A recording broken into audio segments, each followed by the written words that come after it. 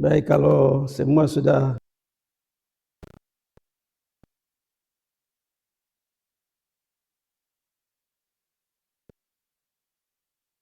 firman Tuhan, kita berdoa minta terang Roh Kudus. Kita berdoa. Tuhan kami yang Maha Kuasa, Kau telah memberi firman-Mu menjadi pelita bagi kaki kami dan terang bagi jalan kami. Berilah oleh Roh Kudus telinga kami mendengar dan hati kami rindu akan firman. Berilah firman-Mu menjadi kesukaan kami, agar kami bertumbuh-tumbuh dalam kasih-Mu dan mengenal Engkau sebagai Tuhan dan Juru Selamat kami. Amin. Saya akan membaca untuk kita semua, Bapak Ibu, saudara-saudara, pemuda, anak-anak, yang bawa Alkitab bisa membacanya dalam hati. Kita perjanjian lama, Amsal pasal 1 ayat 20 sampai dengan 33 dengan perikop nasihat hikmat. Hikmat berseru nyaring di jalan-jalan, di lapangan-lapangan ia memperdengarkan suaranya. Di atas tembok-tembok ia berseru-seru. Di depan pintu-pintu gerbang kota ia mengucapkan kata-katanya. Berapa lama lagi hai orang-orang yang tak berpengalaman? Kamu masih cinta kepada keadaanmu. Pencemooh masih gemar kepada cemooh. Dan orang bebal benci kepada pengetahuan. Berpalinglah kamu kepada teguranku. Sesungguhnya aku hendak mencurahkan isi hatiku kepadamu dan memberitahukan perkataanku kepadamu. Oleh karena kamu menolak ketika aku memanggil, dan tidak ada orang yang menghiraukan ketika aku mengulurkan tanganku.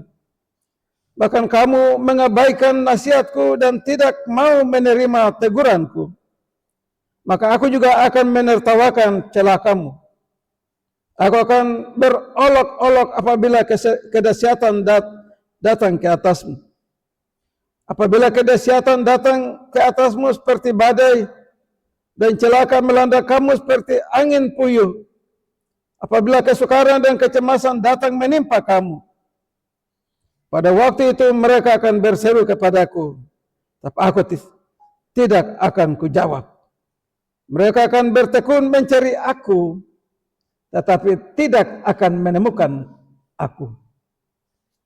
Oleh karena mereka benci kepada pengetahuan dan tidak memilih takut akan Tuhan, tidak mau menerima nasihatku, tapi menolak segala teguranku, maka mereka akan memakan buah perbuatan mereka dan menjadi kenyang oleh rencana mereka. Sebab orang yang tak berpengalaman akan dibunuh oleh keengganannya, dan orang bebal akan dibinasakan oleh kesalahannya. Tetapi siapa yang mendengarkan aku, ia akan tinggal dengan aman, terlindung pada kedahsyatan malapetaka. Sampai di sini jauh pembacaan firman Tuhan. Pujian kepada Kristus kekal selama-lamanya. Haleluya. Haleluya.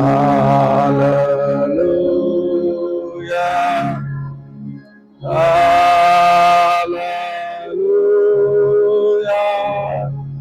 Haleluya.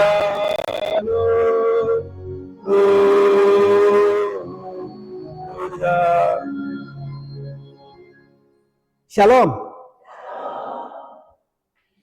Salam sejahtera Bapak Ibu pemuda anak-anak. Kita yang boleh merasakan kasih Tuhan, ya, sesuai dengan hukum Tuhan yang keempat. Ingatlah dan hari Sabat, dan kuduskanlah hari Sabat itu, sebab 6 hari lamanya kau bekerja, melakukan segala pekerjaan. Tapi hari ketujuh adalah hari Sabat Tuhan Allah bagimu, dan kamu harus kuduskan hari itu. Hukum Tuhan ini seperti berita hikmat. Tiap minggu selalu diundangkan. Orang-orang yang dengar firman saja yang mereka datang. Tiap hari diingatkan. 6 hari kau bekerja banting tulang sekuat tenaga. Hari ketujuh kau datang bersyukur kepada Tuhan. Siapa yang kasih kau tenaga, kekuatan? Dia. Kembalikan segala pujian. Terima kasih. Berkat-berkatnya. Napas hidupnya.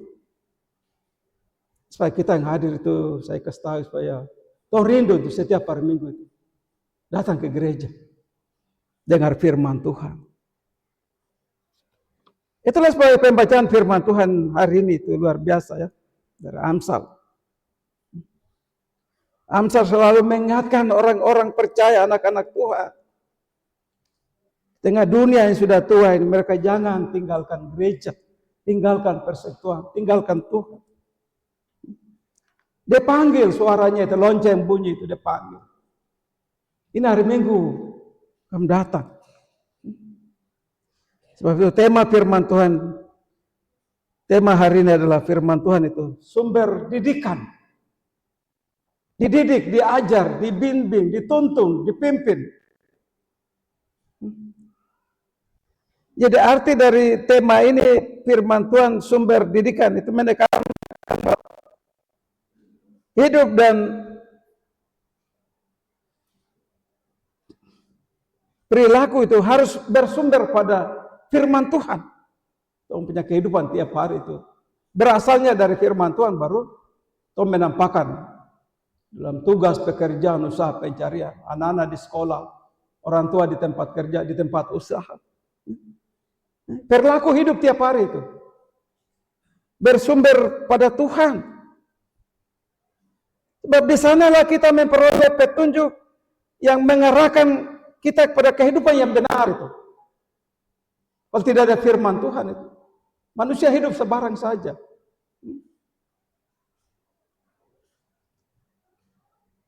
Itulah sebabnya bukan hanya kita bersyukur untuk napas hidup, tapi sumber pengetahuan, kejujuran, kerendahan hati. Orang baca firman baru dia bisa hidup begitu. Dia hidup jujur, dia hidup adil, dia hidup merendahkan diri. Karena ada firman. Kalau tidak ada firman, orang angkuh, sombong. Tidak pusing dengan orang lain. Betapa pentingnya firman Tuhan itu ya. Karena firman Tuhan itu sumber dari Allah sendiri. Mazmur 119 ayat 105. Firman itu pelita bagi kakiku dan terang bagi jalanku. Dia kasih menerangi kita. Bagaimana saya berjalan? Oh, ke kiri ini salah. Oh, saya harus ikut kanan. Pelita, suluh.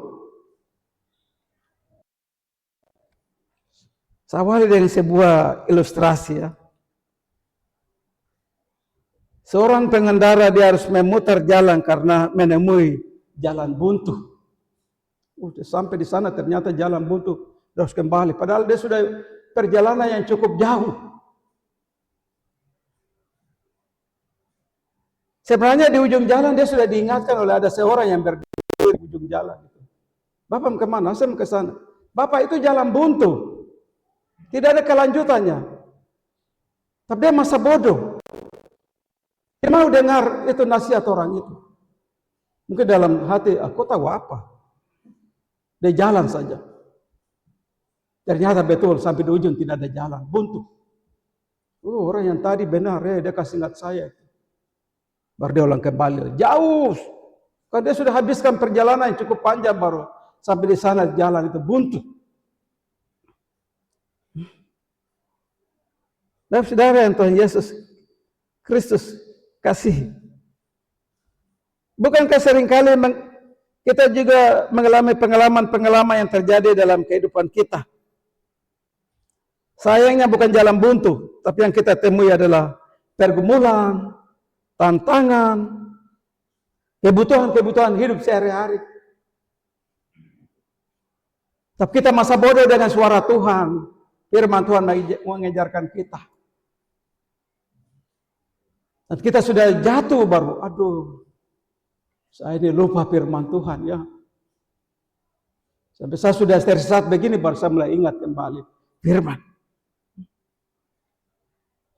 Akhirnya saat itu terjadi kenyataan yang harus diterima hanyalah karena penyesalan saja yang tersisa.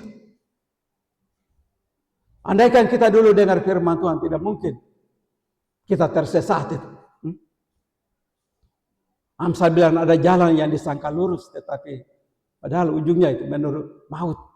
Ada jalan yang terkira asik tuan jalan, ternyata sampai di sana ada jurang.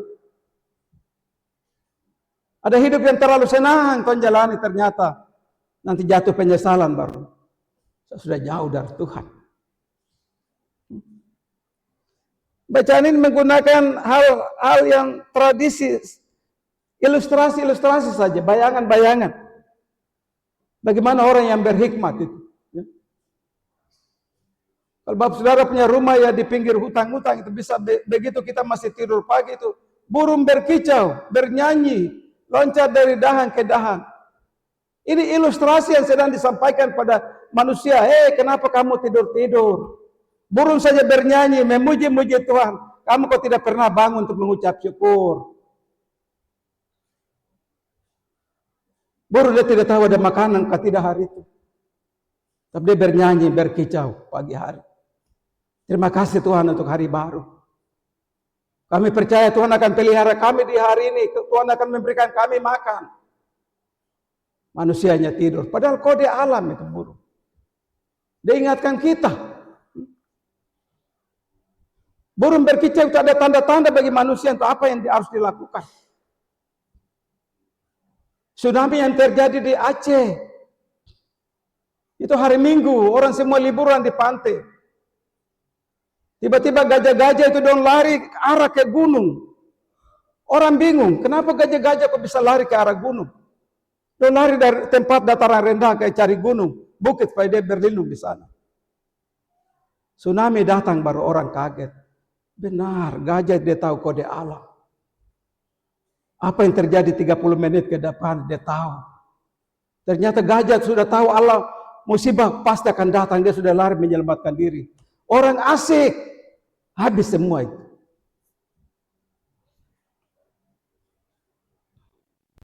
Seorang ibu dan bapak yang sedang menasihati anak gadisnya yang sedang menanjak dewasa. Kamu dalam pergaulan itu hati-hati. Jangan terlalu bebas. Ya. Tapi gadis ini memang kepala keras. Tidak mau dengar nasihat orang tua. Setelah dia sudah kecelakaan baru datang menangis. Makanya bapak dan mama kasih nasihat kamu itu. Supaya kamu jaga diri. Nah kau sudah hamil begini baru kau datang menangis. Terlambat, sudah terlanjur. Kecuali Tuhan tidak nasihat. Amsal itu seperti begitu. Hikmat itu. Mengajarkan orang, menasihati orang, mengingatkan orang. Orang yang punya hikmat, Amsal itu begitu. Di tempat mana saja dia mengingatkan orang, dia memberitakan firman. Hikmat Amsal dia tidak simpan dalam dirinya, tapi dia mengajar.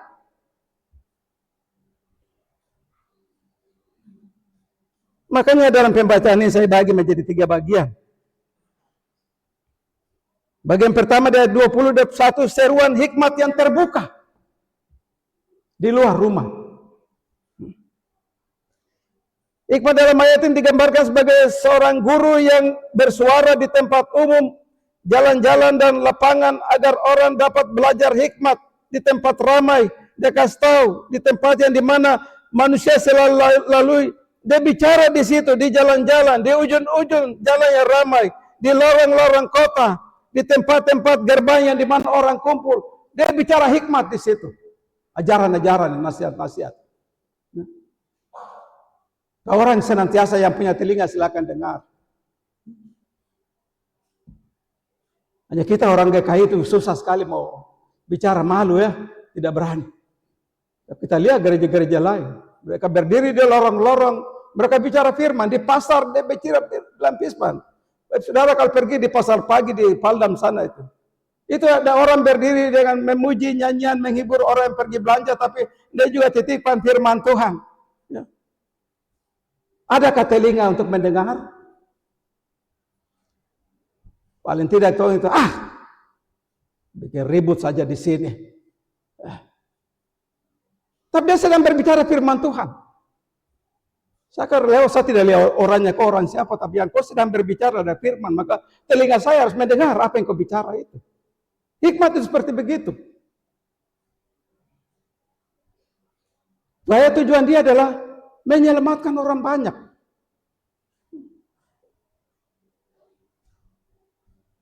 Di lorong di mana anak-anak muda dorang kumpul, sedang minum mabuk, disitulah hikmat dihadir. Bertobatlah, kerajaan Allah sudah dekat. Bilang. Mau sadarkah tidak tugas kita adalah sudah menyampaikan hikmat itu kepada mereka.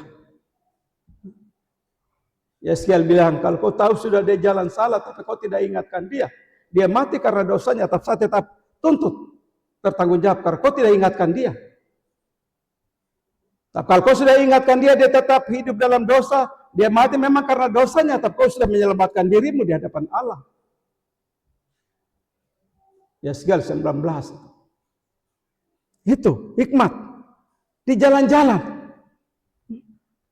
Ayat 1 dan ayat yang 2 itu jelas sekali.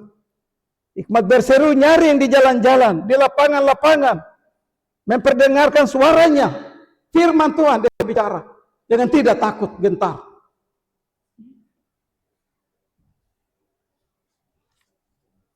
Jadi inti dari bacaan adalah telinga yang untuk mendengar firman itu. Telinga untuk mendengar hikmat itu. Bagi anak-anak, telinga untuk mendengar nasihat orang tua. Jangan keras kepala. Masa depan gereja ini ada di tangan kamu.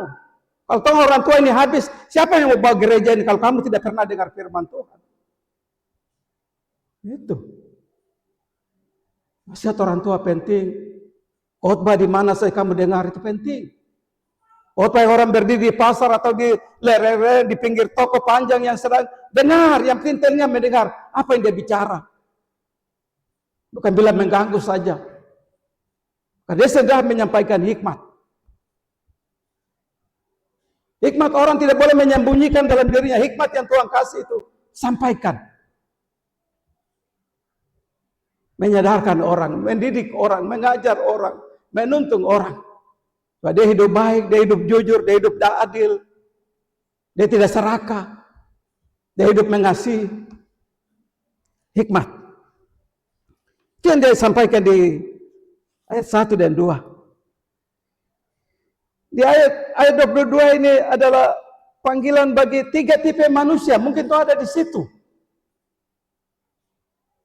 Hikmat memanggil kita supaya kita punya hikmat, supaya kita tidak bisa seperti 3 model orang yang di ayat 22. Hikmat memanggil orang-orang yang keliru arahnya. Pertama adalah orang-orang yang tidak berpengalaman, bodoh-bodoh, nau-nau. Makanya orang menuntun dia ke jalan yang salah, dia ikut saja terjerat di situ. Orang yang tidak punya pengalaman apa-apa, gampang saja dipengaruhi oleh mereka yang menggunakan kesempatan untuk menjerat dia. Kita punya anak-anak yang belum berpengalaman. Orang-orang yang tidak berpengalaman, yang dikatakan naif, atau mereka yang polos, mereka yang bodoh-bodoh, yang mudah sekali disesatkan dan kurang bijak dalam mengambil keputusan. Mereka yang mudah ditipu, mudah disesatkan oleh pengaruh luar, keteraikan dunia. Makanya orang tua punya tugas itu, hikmat itu sampaikan, ajar anak-anak. Karena hikmat turun bagi anak-anak muda dan umat. Pertama adalah anak-anak muda. Keberhasilan anak-anak kita, masa depan bagus atau tidak tergantung orang tua.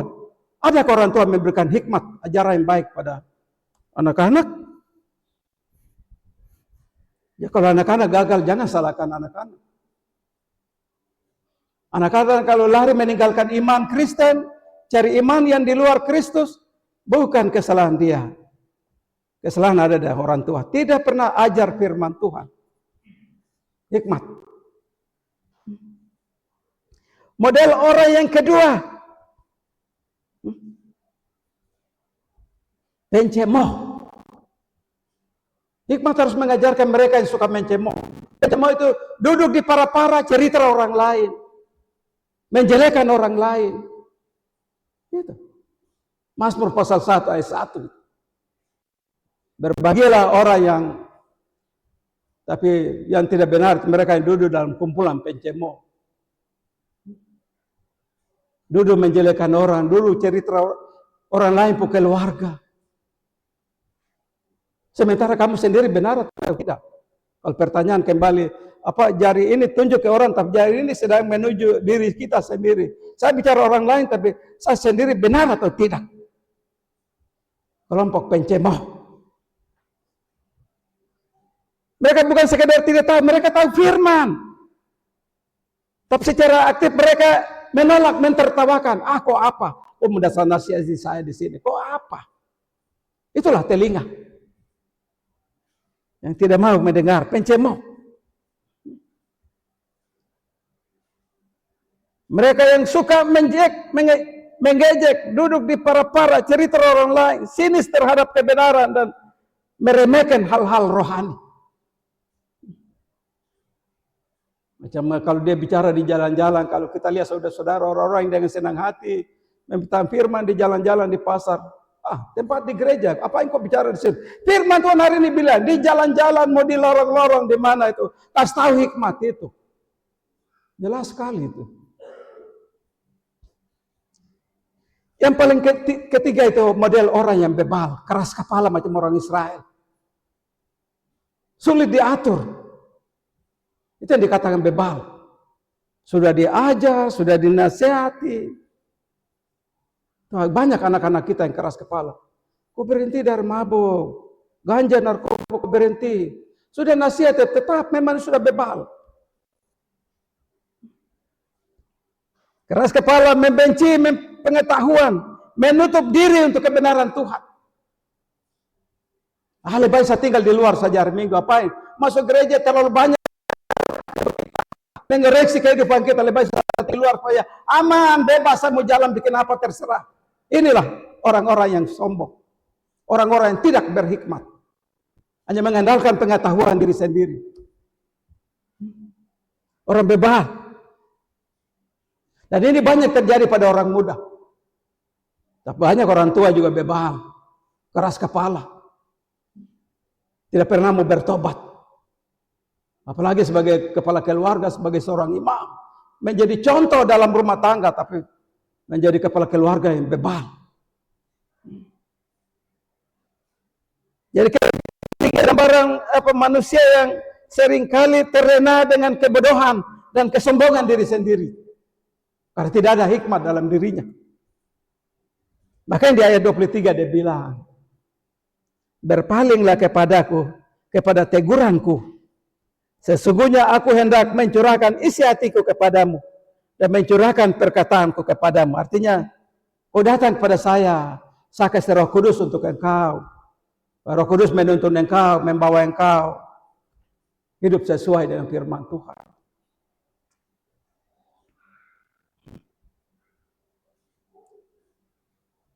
Orang Israel biasa tulis kata-kata yang bisa orang baca. Kadang-kadang di punya rumah masuk keluar itu dan tulis taruh di ambang pintu rumah, jadi orang kalau keluar masuk tetap dia baca itu, ya.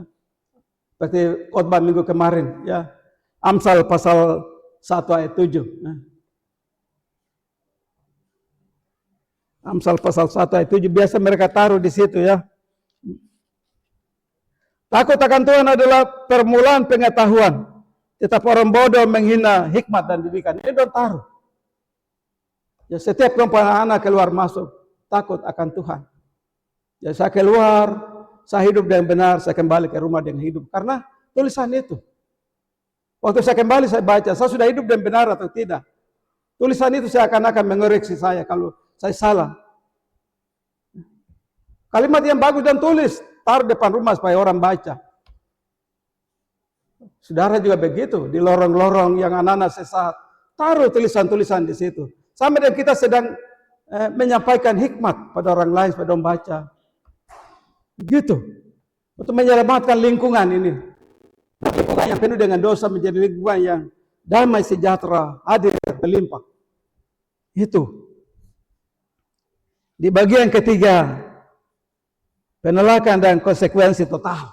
Nah, tadi Tom baca. Kamu tidak dengar, telingamu tidak pernah mendengarkan firmanku, kamu tetap hidup dalam dosanya.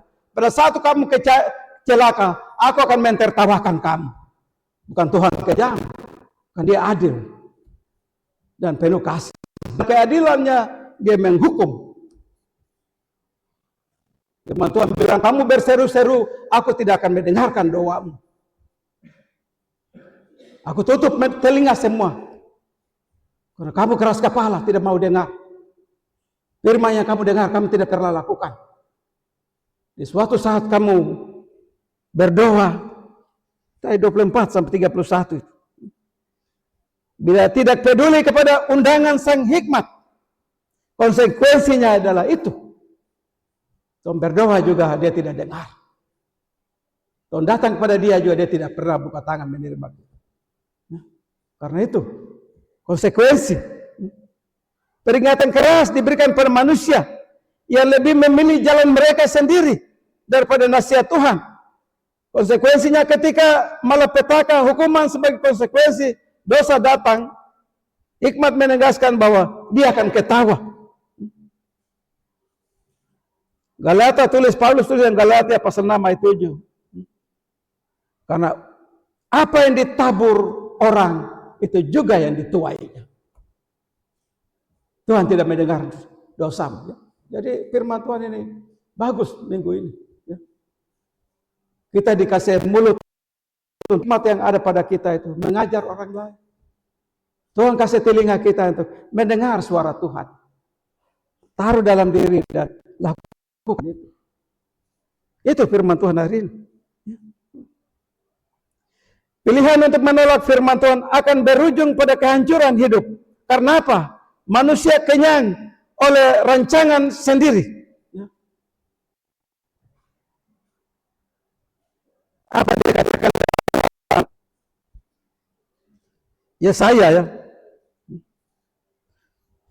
Sebab aku mengetahui rancangan apa yang ada padaku mengenai kamu. Yaitu rancangan damai sejahtera. Bukan kecelakaan. Dan memberi hari depan yang penuh dengan harapan. Tuhan tidak pernah merancangkan kita rancangan kecelakaan. Rancangan yang ada pada kita dalam keluarga kita, rumah tangga kita, pribadi kita adalah rancangan damai sejahtera.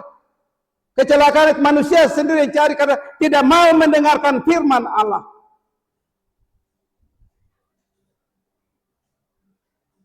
Itu yang harus kita sadari. Yeremia pasal 29 ayat 11. Jadi sang hikmat akan membisu atas panggilan mereka. Dia tidak mau dengar. Apa kau Tuhan, Tuhan tolong. Dia tidak dengar. Sudah waktu cukup lama. Telingamu tidak dengar. Apa jatuh ke dalam dosa karena apa? Hanya dia merelakan telinganya mendengar bisikan iblis itu.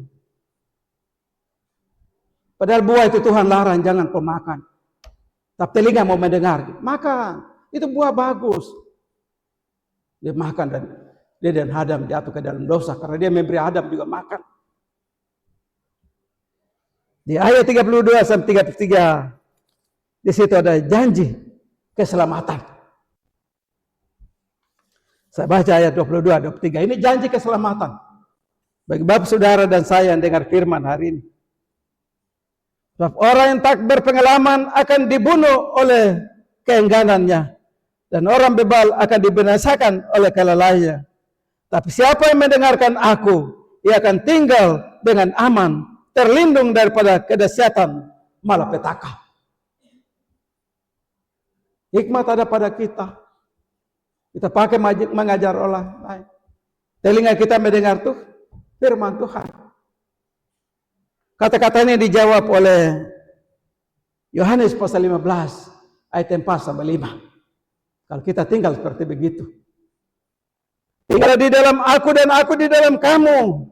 Sama seperti ranting tidak dapat berbuah dari dirinya sendiri kalau ia tidak tinggal pada pokok anggur. Demikian juga kamu tidak berbuah jikalau kamu tidak tinggal di dalam aku. Kita melaksanakan hikmat, dengar firman Allah. Tuhan Yesus bilang dalam Yohanes 15:4, tinggal sudah di situ. Jangan lari keluar. Ayat 5 dibilang, sebab di luar aku kamu tidak dapat berbuat apa-apa. Kecuali kamu tinggal di dalam aku. Jemaat yang Tuhan Yesus Kristus kasih. Apa yang menjadi penerapan firman Tuhan ini kita lakukan dalam minggu kedua? Ada 5 hal. Pertama adalah mendengar sebagai kunci hidup, Bapak Saudara. Mendengar kita bisa menilai. Oh, ajakan ini itu tidak bagus. Salah. Ini yang benar. Firman Tuhan. Sesuai dengan firman Tuhan. Ya. Anak-anak muda merelakan telinga untuk mendengar. Dunia dan kota Jayapura sudah hancur. Narkoba, ganja, seks bebas, pesta miras. Berilah telinga untuk mendengar. Termasuk bapak-bapak juga. Bahwa hidup kita mempersembahkan hanya untuk kemuliaan Tuhan. Ketika telinga tidak dengar, disitulah kita jatuh. Karena hikmat itu tidak ada. Hikmat hanya membedakan kita. Ini yang baik, ini yang tidak baik. Ini yang benar, ini yang tidak benar. Hikmat mengajar kita kerendahan hati. Hormatilah ayah dan ibumu supaya lanjut umurmu di tanah yang diberikan oleh Tuhan alam kepadamu. Nah, Tuhan di sini karena kita rindu untuk mendengarkan hikmat Tuhan. Dan apa yang Tuhan dengar, Tuhan pulang dan aplikasikan. Pertama dalam rumah tangga juga, menangkan dalam produk baru lingkungan dan dunia.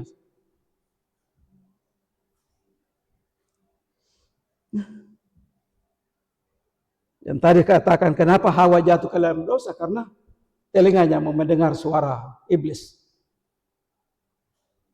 Kita jatuh ke dalam dosa karena telinga mau mendengar ajakan orang lain, ajakan teman. Ajakan boleh ada berapa ribu-ribu ajakan yang masuk di telinga kita, tapi hikmat yang menilai mana yang bagus, mana yang tidak bagus. Yang kedua, mendengar sebagai kunci hidup dalam kelimpahan perjanjian Tuhan. Orang yang menolak panggilan sang hikmat, langsung atau tidak langsung, telah menolak Tuhan sendiri. Kalau akhirnya kita diajak oleh dunia dan kita terpengaruh oleh dunia, maka dengan sendirinya kita menolak Tuhan. Rumah tangga yang tadinya damai sejahtera, tapi karena hikmat dunia masuk sama saja, maka mereka meninggalkan Tuhan, dan karena mereka dimasuki oleh hikmat dunia itu, kesenangan, kemewahan, hikmat yang menilai. Hikmat tidak sama seperti harta kekayaan kita. Hikmat itu Alkitab katakan dia adalah seperti emas dan permata. Memiliki hikmat itu memiliki emas dan permata daripada harta kekayaan yang Tuhan punya itu. Tidak ada arti apa-apanya. Seorang yang dia bilang dia bangun lumbung-lumbung, dia kasih masuk gandum, padi, semua penuh. Langsung dia tidur bilang, apa lagi yang kurang? Saya hanya tidur menikmati makan dan minum. Tidak lama malam firman Tuhan datang. Hei orang yang bodoh. Malam ini juga saya ambil kau punya napas dan semua yang kau sediakan itu untuk siapa? Nah, jadi kita harus kumpul hikmat, kebenaran Tuhan itu yang lebih banyak dalam kehidupan kita. Sebagai bekal kerajaan Allah Tuhan dapat. Yang kedua, manusia tidak dipanggil untuk diam, melainkan untuk berbuah. Oh, saudara, aku memanggil kamu itu untuk berbuah, bekerja dan berbuah. Paulus bilang, kalau aku pulang ke surga lebih cepat, lebih baik. Tapi kalau Tuhan masih memperkenalkan saya hidup dalam dunia, itu berarti bekerja harus memberi buah. Buah-buah yang baik. Jalan di lorong-lorong bicara firman Tuhan. Menegur dalam keluarga Allah. istri yang berhikmat, tegur suamimu kalau dia jalan salah. Tegur dengan firman Tuhan, jangan takut. Roh Kudus akan menyadarkan orang itu. Suami yang jahat itu. Tegur. Karena kita diberi hikmat untuk jangan simpan tapi kasih tahu hikmat itu.